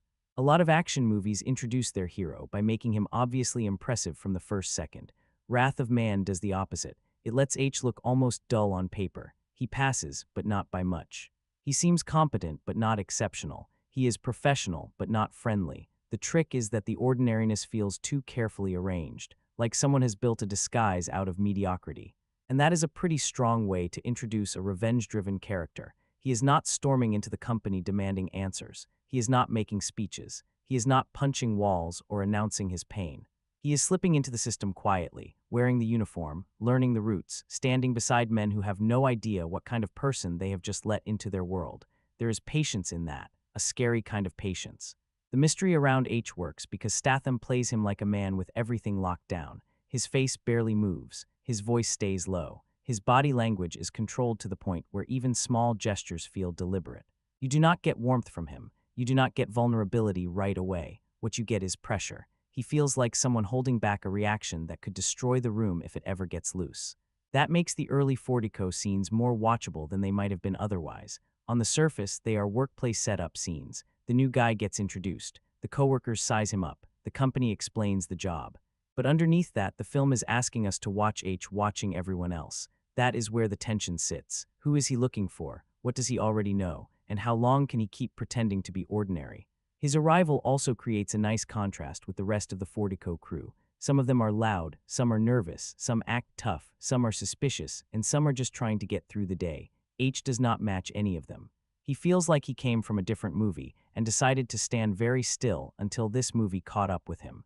That could have been ridiculous, but it works because the film knows exactly what it is doing.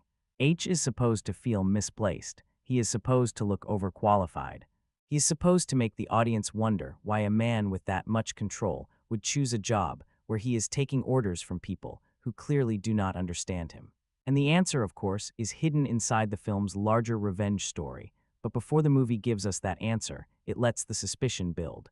That is the fun of HS introduction. He is not mysterious because the script keeps saying, look how mysterious this man is. He is mysterious because every practical detail about him feels false. The failed test, the calm attitude, the blank expression. The way danger does not seem to surprise him. The way he behaves like someone who has already planned 3 moves past everyone else. By the time he actually gets tested in the field, the audience is waiting for the mask to slip. And that is why his arrival is so important. It sets up the entire rhythm of the character. H is not a normal guard who becomes dangerous. He is a dangerous man pretending to be a normal guard. The movie does not need to tell us that immediately. It lets us feel it. Patrick Hill walks into Fortico like a mystery in a work uniform, and from the second he arrives, the place already feels less like a job site and more like the beginning of a hunt. The moment Wrath of Man really shows its hand is not when H walks into Fortico. It is when the truck gets hit. Up until that point, the film has been letting us sit with suspicion. H is quiet. He barely passes the tests. He moves like someone who is hiding more than he is saying. Everyone around him thinks they are dealing with a strange new guy, maybe a little cold, maybe a little too serious, but still just another employee. Then the robbery happens, and the whole illusion falls apart in about 30 seconds. What makes the scene work is how quickly the power dynamic changes. At first, it looks like a nightmare scenario for the guards. Bullet is taken hostage, Dave starts panicking, everyone is trapped inside the pressure of the moment, and the robbers seem to have control. This is the kind of situation the job has been warning them about. Guns out, adrenaline high. One wrong move and people die, and then H moves, not like a scared guard, not like someone improvising, not like a man who got lucky. He moves like he has done this before. That is the shock of the scene. The film does not suddenly turn him into an action hero with a big speech or a dramatic pose. He just handles the situation with brutal, clean efficiency. One attacker after another goes down, and the more the scene unfolds, the more obvious it becomes that H was never barely qualified. He was never average. He was never the man Fortico thought it hired. He was pretending. And honestly, that reveal is satisfying because the movie has been teasing it without over-explaining. We already knew something was off, but watching the other characters realize it in real time gives the scene its punch. They are not just impressed, they are unsettled. This new guy, the one who barely made it through the firing test, just wiped out a crew of armed robbers with frightening precision. That is not normal bravery. That is training. That is experience. That is something much darker. The scene also changes how everyone looks at H. Before this, he was an outsider trying to fit into a rough workplace. After this, he becomes a kind of legend inside Fortico. His coworkers look at him with respect, but also with confusion, because saving the day is one thing, killing like that is another. There is a difference between courage and controlled violence, and H crosses that line so calmly that it raises more questions than it answers. Why is he this good? Why did he hide it? And why, after killing the robbers, does he check their faces? That detail is important. H is not just defending the truck. He is looking, searching, studying. The robbery is not only an attack to survive, it is an opportunity. He wants to know who these men are. He wants to see if any of them match the faces in his head. And that small action tells us his mission is much more personal than the company realizes. It is one of those moments where the film gives you information without stopping to explain itself.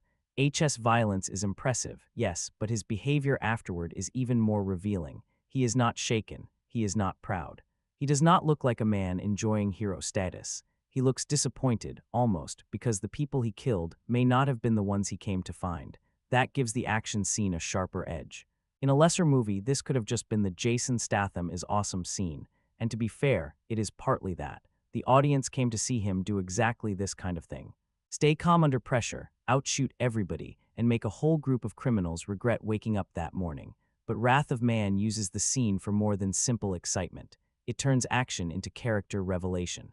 The violence tells us who H really is, or at least who he is capable of being. The aftermath tells us he is hunting someone. That combination is what makes the scene memorable. It is not just a shootout. It is the first crack in the disguise. The moment Fortico realizes it has hired a man who does not belong behind the wheel of an armored truck unless he has a reason for being there. And the film gets a lot of mileage out of that sudden shift. Before the robbery, H is a question mark. After the robbery, he becomes a threat. Even the people on his side do not fully know whether they should feel safer around him or more afraid. He saved them, sure, but he also showed them a version of himself that does not fit the job, the test results, or the quiet act he has been performing. That is the kind of action reveal that works because it feels earned. The movie has already set up the armored truck world as dangerous. It has already shown what can happen when criminals attack. It has already made H feel suspicious. So when he finally explodes into action, it does not feel random. It feels like the thing the film has been holding back. And after that scene, there is no going back. H can still keep secrets, but he cannot pretend to be ordinary anymore. Everyone at Fortico now knows there is something dangerous under the surface. They just do not know whether it is a blessing, a warning, or the beginning of something worse. That first action reveal is where Wrath of Man stops whispering about H and lets the bullets speak for him. And what they say is very simple. This man did not come here for a paycheck. The best thing Wrath of Man does early on is keep H at a distance, not physically. He is right there in the middle of the story, driving trucks, standing in locker rooms, sitting with coworkers, taking orders from people who clearly have no idea who they are talking to. But emotionally, the film keeps him locked behind glass. We can watch him, we can study him, we can guess things about him, but we are not allowed inside his head too quickly, and that is what gives the first stretch of the movie its pull. Because H is not mysterious in a flashy way. He is not walking around leaving dramatic clues or making cryptic speeches. He is actually the opposite. He says very little. He reacts even less. He looks at people like he is measuring them, and then he moves on. That kind of silence can be boring if the movie has nothing behind it, but here it creates pressure. You can feel that something is being hidden, and the film knows you can feel it. The question is not really, is this man dangerous? We already know that answer pretty quickly. The real question is, why is he here? That is the hook. A man with HS skill set does not just wander into an armored truck company because he wants stable work and a decent uniform. He barely passes his tests, but then handles a robbery like a trained executioner. He keeps his face blank, but his eyes are always searching. He does not act like a hero after saving his team. He acts like someone checking a list and finding the wrong names on it. That is where the film starts to feel less like a simple action movie and more like a slow investigation disguised as a workplace thriller. H is using Fortico. That much becomes clear. He is not there to belong. He is not trying to build friendships. He is not even particularly interested in being respected, though that happens after his first shootout. He is there because the company is connected to something, some robbery, some crew, some face he needs to find. He has put himself inside the machine because that is the only way to trace what moved through it. And I like that Ritchie does not immediately explain all of this in one clean dump of information. He lets the suspicion build in pieces. H asks questions without seeming curious. He watches people without making it obvious. He studies the aftermath of violence with a kind of cold focus. Even when others are reacting emotionally, he is processing. It makes him feel less like a normal protagonist and more like a storm system slowly moving toward land. There is also a strange tension in the way the other characters respond to him.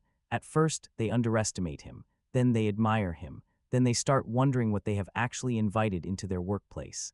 He becomes a hero inside Fortico, but not a comforting one. He saved lives, yes, but he did it with a level of violence that raises more questions than it solves. You can almost see the thought forming in their minds. Who exactly is this guy? And the film keeps teasing that question from different angles. The FBI connection adds another layer. When agents question him, and then he is suddenly released because someone higher up seems to know more than they are saying, the mystery widens. H is not just some random tough man with a tragic past. There are people outside Fortico who understand something about him, or at least know enough to stay out of his way. That makes his identity feel bigger than the job, bigger than the company, maybe even bigger than the robbery we saw at the beginning. But the movie is careful not to make him too clean. That is important. H is not framed like a noble hero hiding behind a fake name until justice calls. There is something morally uncomfortable about him from the start. He is controlled, yes, but not gentle. Focused, but not innocent. Whatever happened to him has pushed him into a place where revenge is not just a goal. It is his entire operating system. He is not trying to heal. He is trying to locate a target. That gives the mystery a darker flavor. We are curious about who he is, but we are also a little unsure whether knowing the answer will make us feel better. Sometimes mystery in action films is just a way to make the hero look cooler. Here, the mystery makes H feel damaged, dangerous, almost hollowed out by whatever he is carrying. His silence is not cool guy attitude alone. It feels like a symptom. And once the story starts revealing more, the pieces do fall into place. The armored truck robbery, the dead son, the reason he is looking through faces, the reason Fortico matters, the reason he can move through violence without blinking. But even when the explanation arrives, the film does not suddenly make him warm or easy to understand. It gives us motive, not comfort. That is why the mystery works better than the basic revenge setup might suggest. On paper, it is familiar. A man loses someone, goes looking for the people responsible, and leaves bodies behind him. We have seen that story many times, but Wrath of Man gets mileage out of delaying the emotional truth. For a while, H is not a grieving father to us. He is a question, a weapon, a man pretending to be smaller than he is so he can get closer to the people he wants. And because the film reveals him slowly, his presence keeps the story moving even when the plot itself becomes heavy or complicated. You keep watching because you want to understand the act. You want to see when the mask drops. You want to know whether the next person he meets is just another coworker or the person he came to punish. Every conversation has that tension underneath it. Every look might mean something. Every robbery might bring him closer. That is the real strength of HS Identity Mystery. It turns a simple job into a cover story and a simple action hero into something colder. He is not at Fortico to protect money. He is there because somewhere inside that world, hidden among roots, crews, thieves, and lies, is the answer to the one question that has consumed him. And once he finds that answer, the movie makes it very clear. H is not the kind of man who came looking for closure. He came looking for a reckoning. Once Wrath of Man finally reveals what is driving H, the movie becomes a lot simpler and at the same time, a lot darker. Because underneath all the armored trucks, criminal crews, workplace suspicion, and shifting timelines, this is really a revenge story. A father loses his son in a violent robbery, and after that, something inside him just shuts down. He is not trying to move on. He is not looking for peace. He is not asking the system to deliver justice in some clean, official way. He wants the people responsible. That is it. And honestly, that kind of motivation is not new. We have seen revenge movies built around murdered family members, dead children, betrayed partners, and broken men picking up weapons because grief has nowhere else to go. On paper, Wrath of Man is walking into very familiar territory. A man suffers a personal loss, becomes a machine, and starts hunting. But the film gets some extra weight out of how cold H becomes after the loss. He does not perform grief in a loud way. There are no giant emotional speeches, no desperate breakdown every 20 minutes, no big monologue explaining how much pain he is in.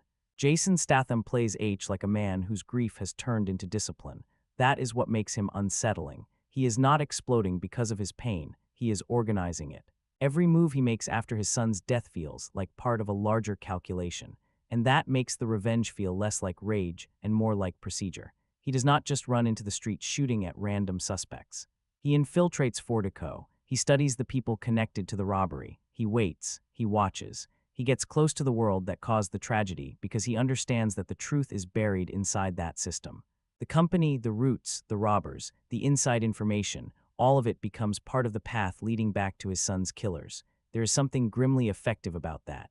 H is not a normal grieving father in this story, and the film does not pretend he is. He already belongs to a violent world before the tragedy fully defines him. That matters because his revenge is not about an ordinary man discovering violence for the first time. It is about a dangerous man being given one personal reason to stop holding back. The loss does not create his capacity for violence. It gives that violence a direction. That is probably why the movie's emotional center feels so cold. It is not sentimental. It does not soften H with long, tender memories. It does not spend too much time trying to make him openly sympathetic.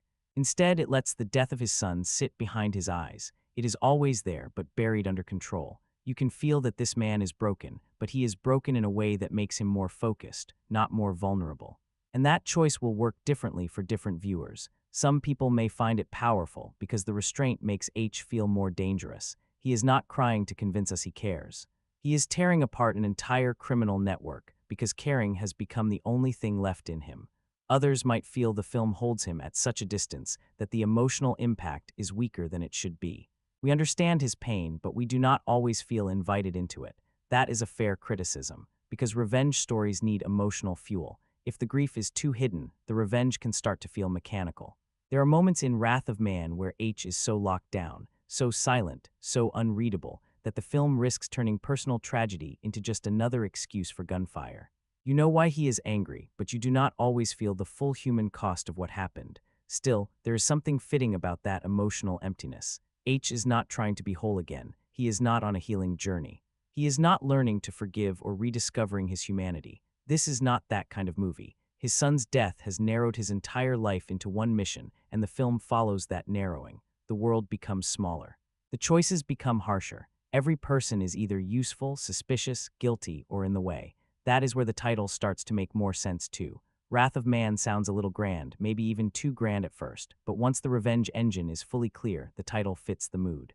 This is not justice as a moral ideal. It is wrath as punishment, personal, brutal, and completely uninterested in mercy. The tragedy also changes the way we read H's earlier behavior.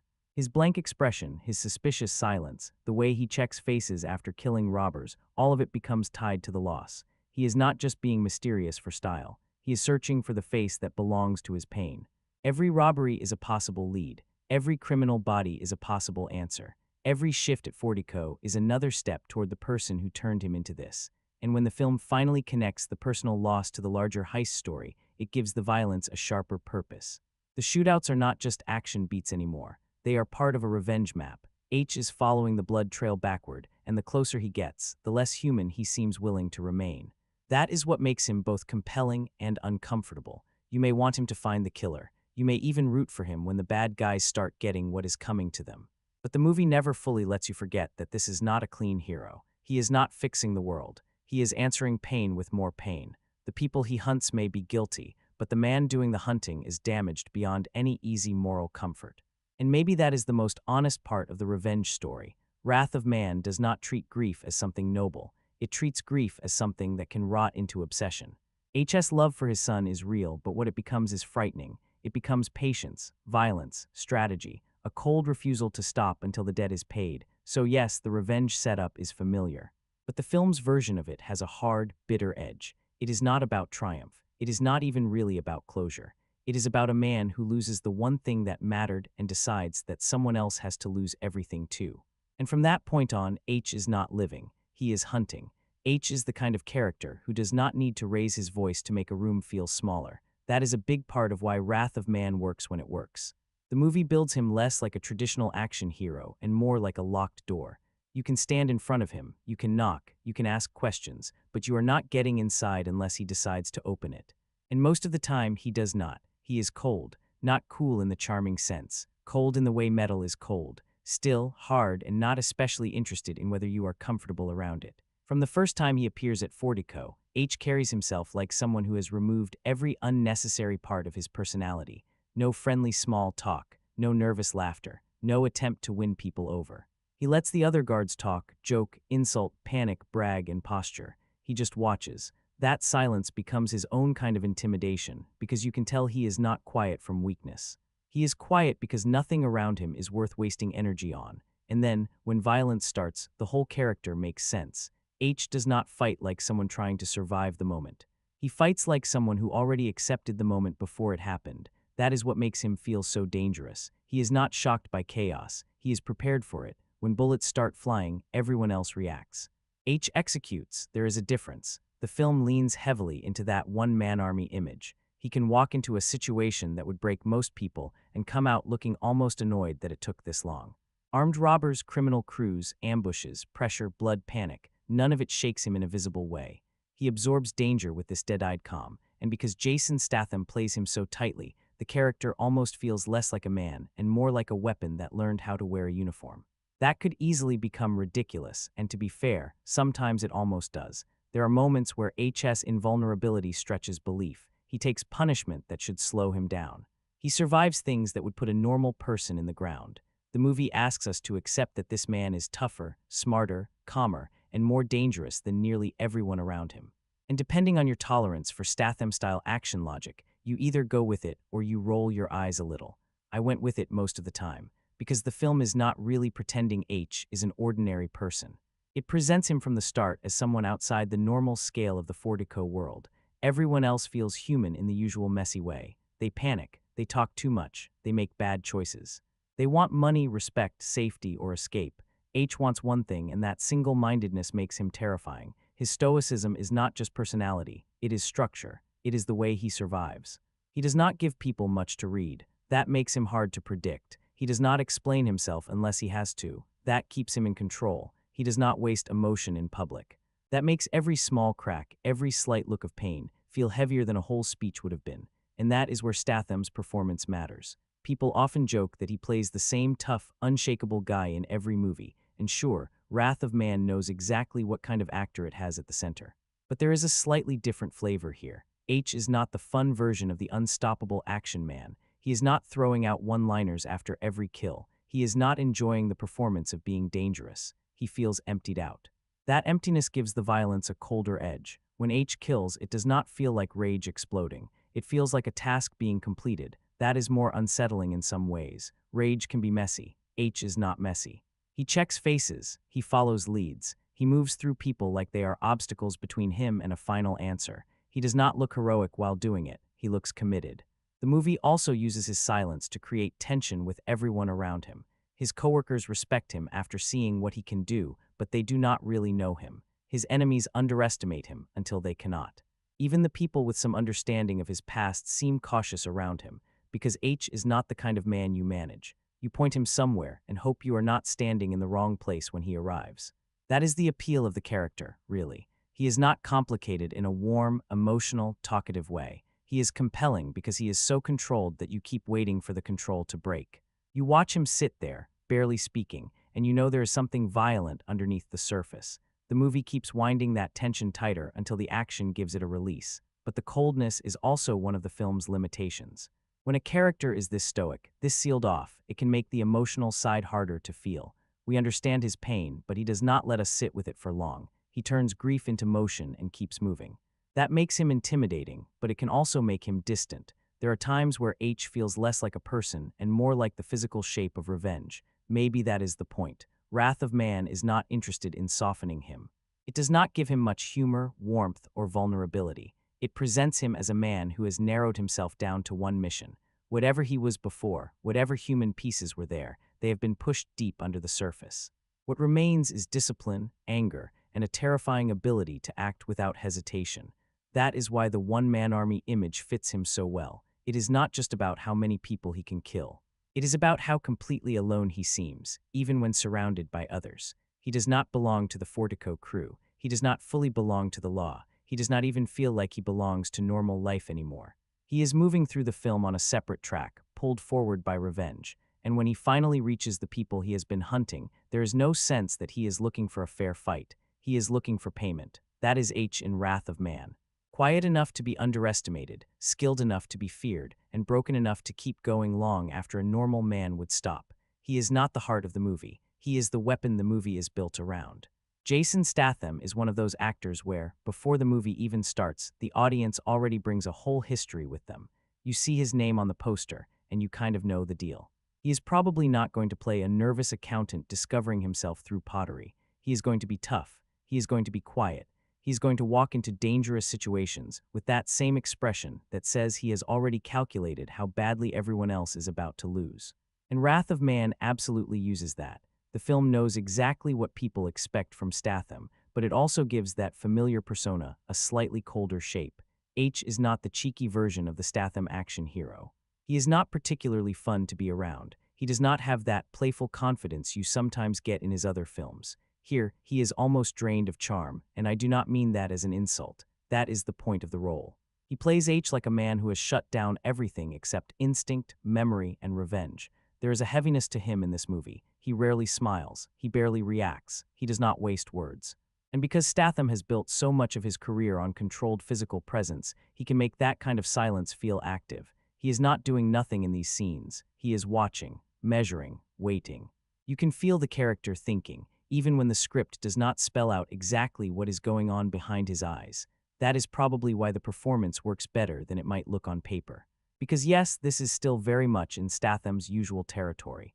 He is playing a dangerous man with a mysterious past who can take punishment, handle weapons, intimidate rooms, and destroy criminals with almost unfair efficiency. Nobody is pretending this is some wild reinvention of his screen image, but within that familiar space, he finds a more bruised, bitter version of the archetype. H is not just tough. He is wounded, but not in a way that invites comfort. That is the difference. Statham does not play the grief loudly. He does not turn every scene into a reminder that this man is suffering. Instead, the pain sits underneath the performance like something buried too deep to remove. His face stays controlled, but the control itself becomes the sign of damage. This is a man holding himself together so tightly that you start to wonder what would happen if he ever actually let go. And in a revenge thriller, that kind of restraint can be more effective than constant emotional outbursts. A louder actor might have pushed the tragedy harder. More crying, more shouting, more scenes built around visible grief. Statham goes the other way. He makes H feel like someone who passed through grief and came out on the other side almost empty. That emptiness becomes frightening. He is not looking for sympathy. He is not asking the audience to love him. He just keeps moving toward the people responsible. There is also something very watchable about how little he needs to do to dominate a scene. He can stand still, say almost nothing, and still feel like the most dangerous person in the room. That is not always about acting range in the traditional sense. It is about screen presence. Some actors have to work very hard to convince you they are a threat. Statham just has to look slightly annoyed. The camera understands him, and Ritchie understands how to use him. The action scenes benefit from that too. Statham has always had a physical clarity that makes his violence easy to read. Even though Wrath of Man is much more about firearms than martial arts, he still moves with that disciplined, economical quality. Nothing feels sloppy. He handles danger like a professional, not like someone trying to look cool for the camera. That makes H's skill feel believable inside the exaggerated world of the film, but the performance will not work for everyone. Some viewers will see H and feel like they have seen this version of Statham too many times before. The silent tough guy, the invulnerable avenger, the man who gets shot, beaten, cornered, and still keeps coming. And honestly, that criticism is not completely wrong. Wrath of Man does rely on the audience's existing trust in Statham's action persona. It does not spend the whole movie proving he is dangerous because, in a way, his casting already does that work. But I think that is also part of the design. The movie uses our expectations against the characters inside the story. We know H is not ordinary from the moment we see him. The people around him do not. That gap creates tension. His coworkers think they are judging a new hire, while the audience is waiting for the inevitable moment when the mask drops. Statham's reputation becomes part of the suspense. And when the mask does drop, it is satisfying because he does not overplay it. He does not suddenly become flashy. He does not switch into a different personality. He is the same cold, quiet man, only now everyone else can see what was already there. That consistency makes the character feel scarier. H is not pretending to be calm. He is calm, Even when the bullets start flying, his emotional temperature barely changes. That is where Statham gives the film its center. Wrath of Man has a lot of moving parts: armored trucks, criminal crews, flashbacks, betrayals, heists, revenge, side characters, and shifting perspectives. But whenever Statham is on screen, the movie has gravity. Everything pulls toward him. You may not always understand the full plot yet, but you understand the force of this man's presence. Still, because H is written so closed off, the performance does create a trade-off. The mystery is stronger, but the emotional intimacy is weaker. You admire his focus more than you connect with him. You feel his pain at a distance. The film asks Statham to be a wall, and he is a very convincing wall, but walls do not always let you in. For this particular movie, though, that distance mostly fits. H is not supposed to be charming. He is not supposed to be emotionally available. He is a man who has turned himself into an answer to violence. Statham understands that and plays him with the kind of hard restraint that makes the revenge feel less like a fantasy and more like a sentence being carried out. So no, Wrath of Man does not give us a completely new Jason Statham. It gives us a darker, colder, more emotionally sealed version of what he already does well. And sometimes that is enough. Because when a film is built around quiet menace, controlled brutality, and a man walking through hell with unfinished business, there are not many actors who can sell that with this little effort. Statham does not need to explain H, he just has to stand there long enough for everyone else to realize they made a terrible mistake. There is a certain built-in excitement when you see Jason Statham and Guy Ritchie's names attached to the same movie. Even before Wrath of Man begins, that pairing already creates expectations. These two have history. They came up together in that rough, stylish British crime film space where everyone was either scheming, fighting, gambling, lying, or trying to talk their way out of a terrible decision.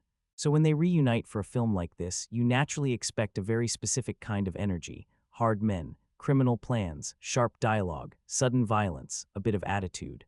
And Wrath of Man gives you some of that, but not exactly in the old way. That is what makes this collaboration interesting. It is not just Statham showing up to do Statham things, while Ritchie throws in a few criminal nicknames and plot twists. The film feels like both of them stepping into familiar territory, but with a much colder mood. They are not trying to recreate the loose, cheeky crime world energy of their earlier work. This one is more severe, more direct. Less amused by itself. Statham, especially, feels like a perfect fit for this version of Ritchie, because Wrath of Man is not built around charm, it is built around control.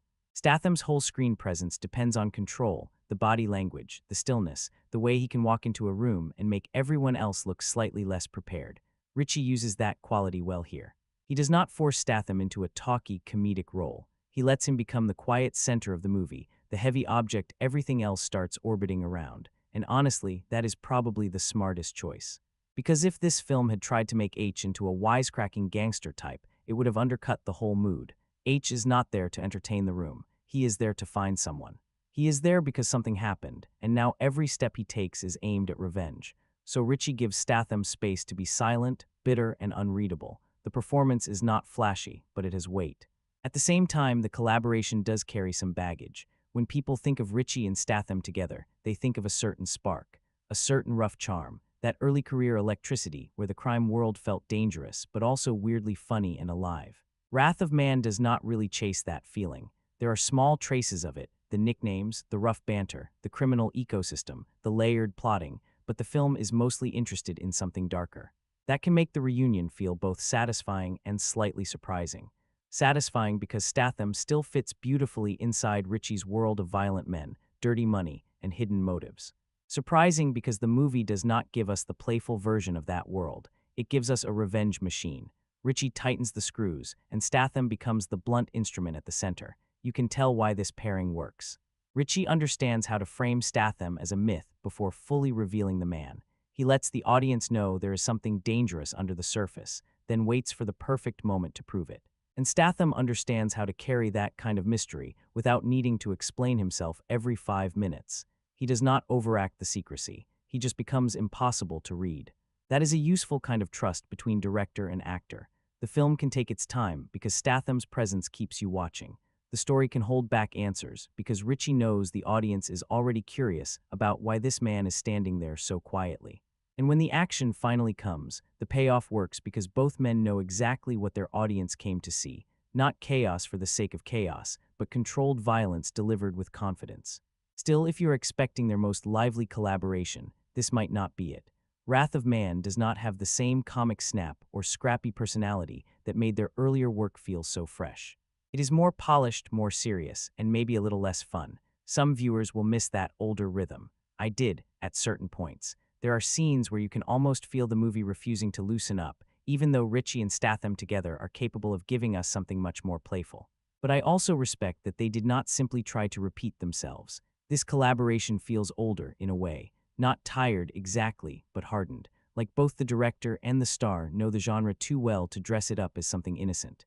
There is no youthful swagger here. There is experience, discipline, a kind of grim confidence. Ritchie builds the criminal maze, and Statham walks through it like he has already decided how it ends. That dynamic gives Wrath of Man its strongest identity. Ritchie brings the structure, the shifting perspectives, the underworld texture, the sense that every robbery has three stories behind it. Statham brings the physical authority, the quiet menace, and the emotional shutdown that makes H feel less like a hero and more like a consequence. Together, they make the film feel sharper than a generic revenge thriller, even when the story itself moves through familiar territory.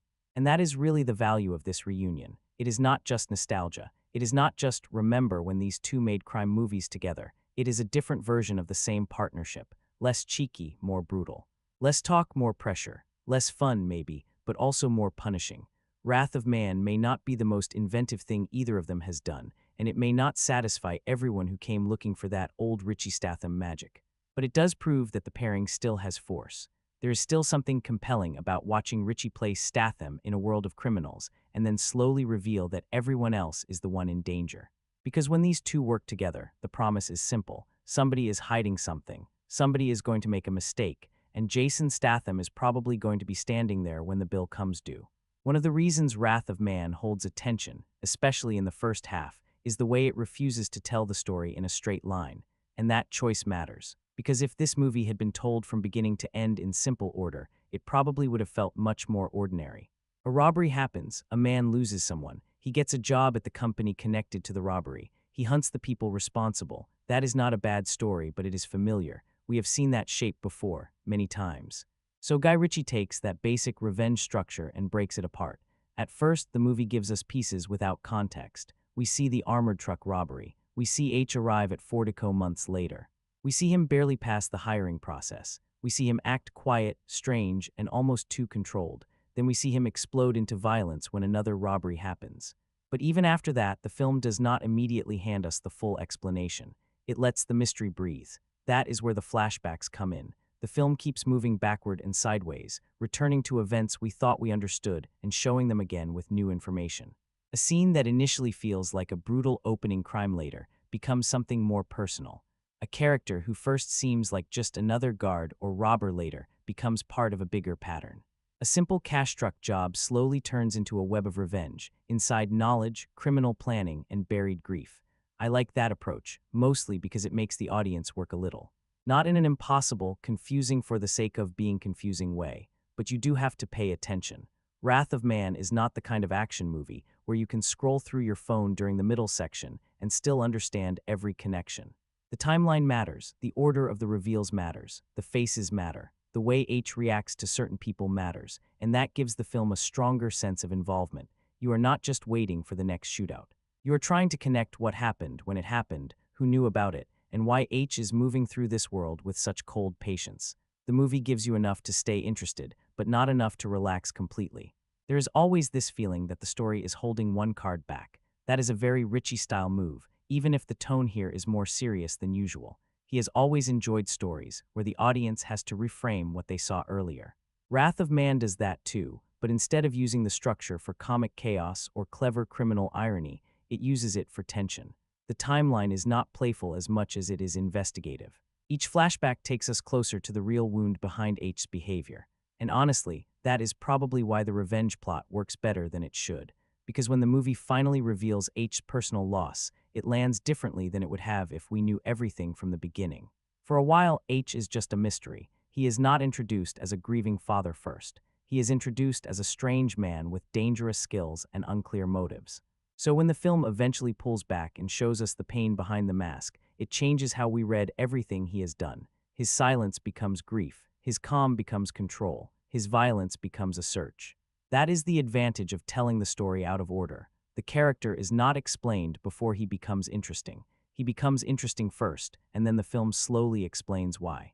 The structure also helps the armored truck robbery feel larger than one event. We do not just watch it once and move on. The film keeps circling it from different angles.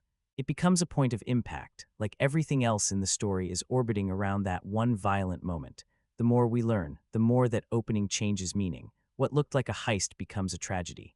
What looked like criminal business becomes personal history. That is a smart way to make the past feel alive. Still, the nonlinear approach is not perfect. There are moments where the structure can feel a little chunky. The film sometimes stops following H and spends a lot of time with other groups, especially the criminals. Some viewers may appreciate that because it gives the story more scale, but others may feel the movie loses momentum when it pulls away from its most compelling character. And I understand that. When Jason Statham is the main reason a lot of people are watching, having him disappear for a stretch can feel risky. The flashbacks also create a slightly split feeling. You can feel the movie dividing itself into pieces. Fortico, H's past, the robbers, the planning, the final job. Most of those pieces connect eventually, but while you are watching, the transitions can sometimes feel jarring. Not impossible to follow, just a little rough around the edges. But even with that issue, I think the structure gives the film more personality. Without it, Wrath of Man might have been too blunt, too direct, maybe even too predictable. The nonlinear storytelling adds a layer of suspense to material that could have easily become just another revenge thriller. It gives the audience questions before answers. It lets the movie hold back H's full identity. It allows the robbers to become more than faceless targets, and it turns the final confrontation into the end point of several timelines crashing together. That is where the structure pays off. By the time the film reaches its later stages, we understand more than we did at the beginning, but we got there piece by piece. We know why H joined Fortico. We know what he is hunting. We know how the criminal crew fits into the larger picture. We know the early robbery was not just a random opening scene. The movie has slowly built a map, then forced us to watch the characters walk toward the place where all those paths meet. There is something satisfying about that, even when the film is not as slick as Ritchie's best work. The flashbacks also give the movie a certain grim rhythm. Instead of constantly escalating forward, it keeps pulling us backward to deepen the present. The past is not background information. It is the reason the present is so tense. Every time the film steps back, it is not pausing the story. It is loading the next chamber. And that is probably the best way to describe Wrath of Man's structure. It is not just chopped up to look clever. At its best, the nonlinear storytelling feels like a weapon being assembled in front of us, piece by piece, scene by scene. Motive by motive, we know it is going to fire eventually. It is bigger, riskier, more aggressive, and built around the idea that if they can overwhelm the system, they can walk away with enough money to justify all the blood. They are thinking about logistics, timing, firepower, entry points, escape. On the other side, you have H, and H is not thinking about money at all. That is what makes the final heist more interesting than just another big shootout. For the criminals, this is the payday. For Fortico, it is a nightmare.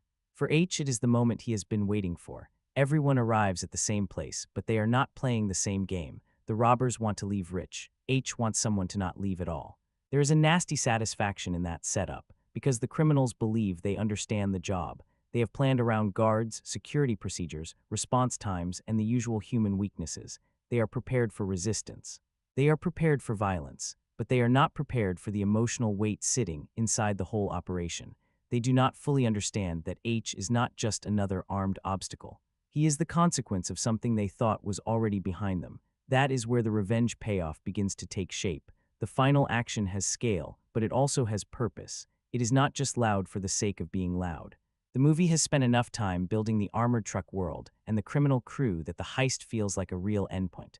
This is the place where Fortico's vulnerability, the robber's greed, and HS grief all meet.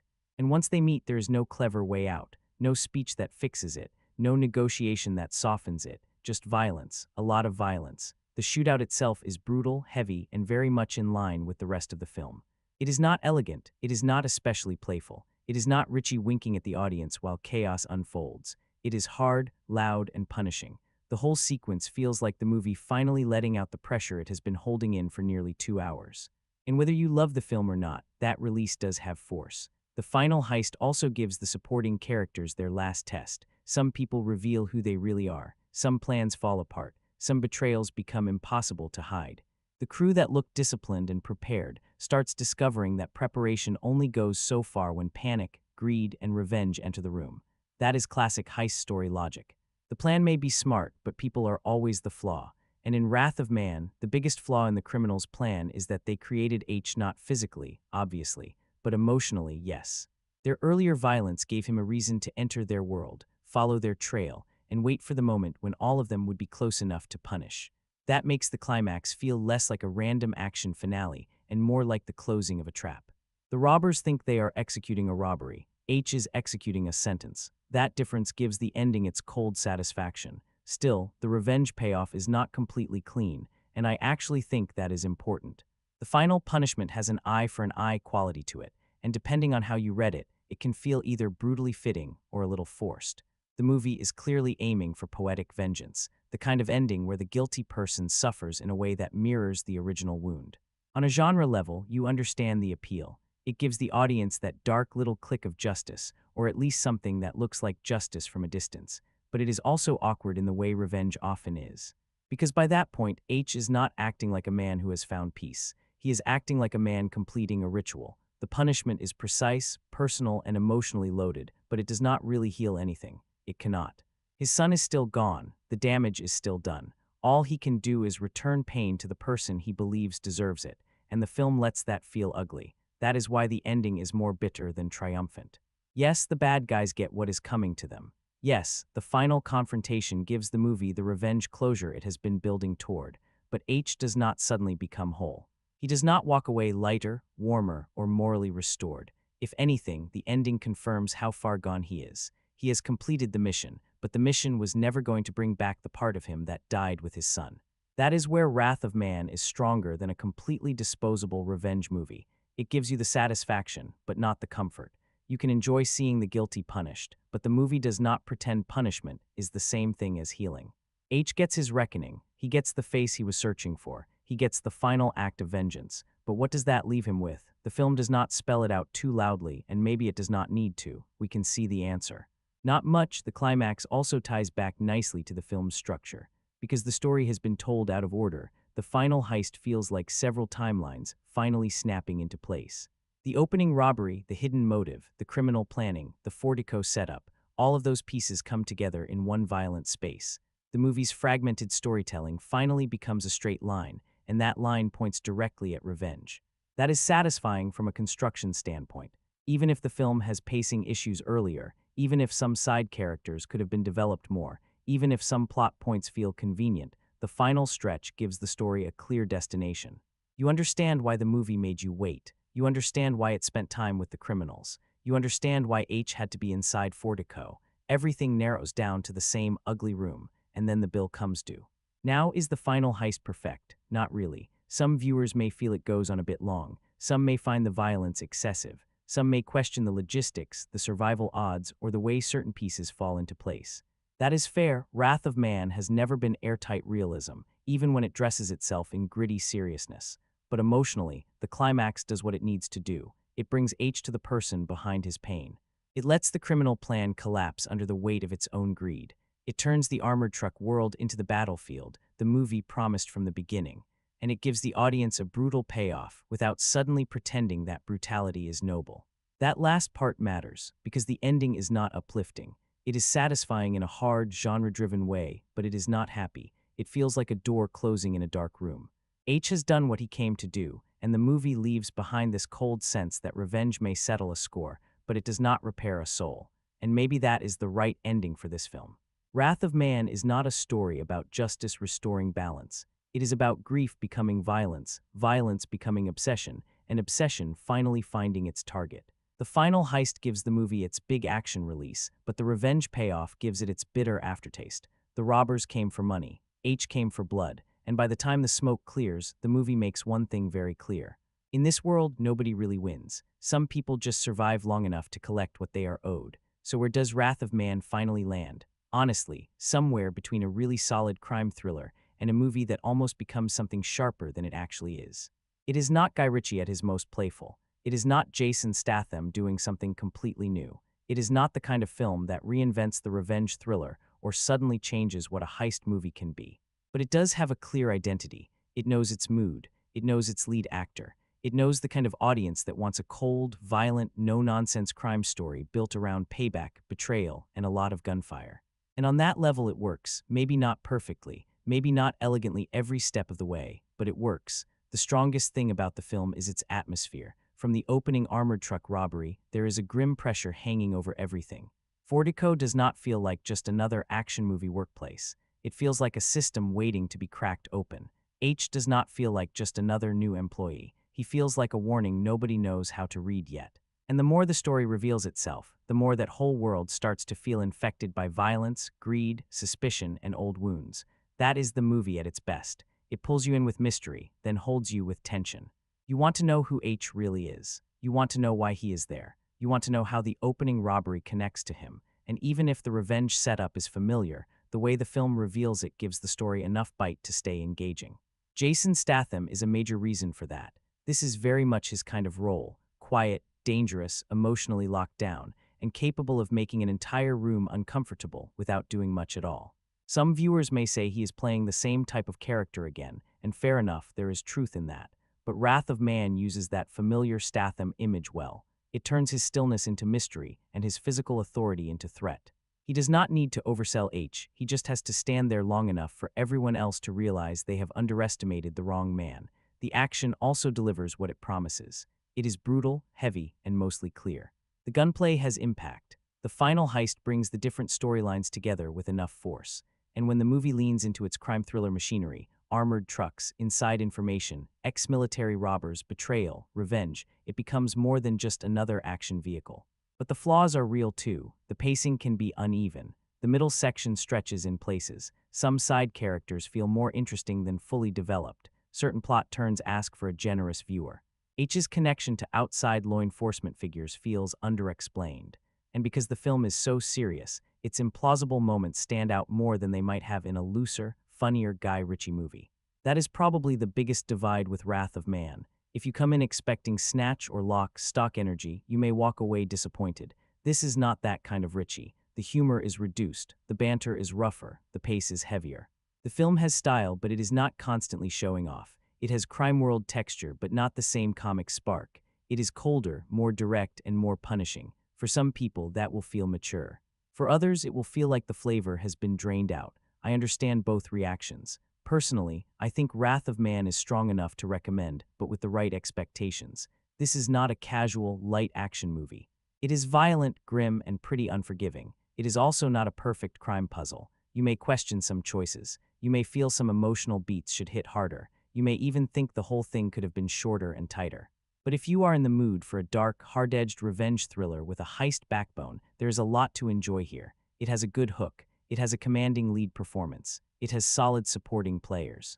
It has a 10 score, clear action, and enough twists in the structure to keep the familiar story from feeling completely flat. More importantly, it commits to its tone. Whether you love that tone or not, the movie does not keep changing its mind about what it wants to be. That commitment counts for something. Wrath of Man is probably best suited for Jason Statham fans, Guy Ritchie followers who are open to his darker side, and viewers who like crime thrillers with a nasty edge. If you want fast jokes, colorful gangster chaos, and constant verbal fireworks, this may feel too stiff. But if you want a cold revenge machine wrapped inside an armored truck heist story, this one does the job. It is not Ritchie's best film. It is not Statham's most surprising performance. But it is a confident, violent, well-built genre piece that knows how to keep pressure on the audience. Even when it becomes familiar, it rarely feels careless. Even when it stumbles, it has enough force to keep moving. And even when the story gets a little too convenient, the mood and execution carry it through. So my final impression is pretty simple. Wrath of Man is not a masterpiece, but it is far from disposable. It is a grim, muscular crime thriller with enough tension, brutality, and mystery to satisfy the audience it is aiming for. It may not leave you smiling. It may not have the playful spark of classic Ritchie, but it does leave an impact, mostly because it treats revenge less like a heroic fantasy and more like a cold transaction. Someone took something, someone came to collect. And by the end, the movie makes sure you feel the cost of that collection.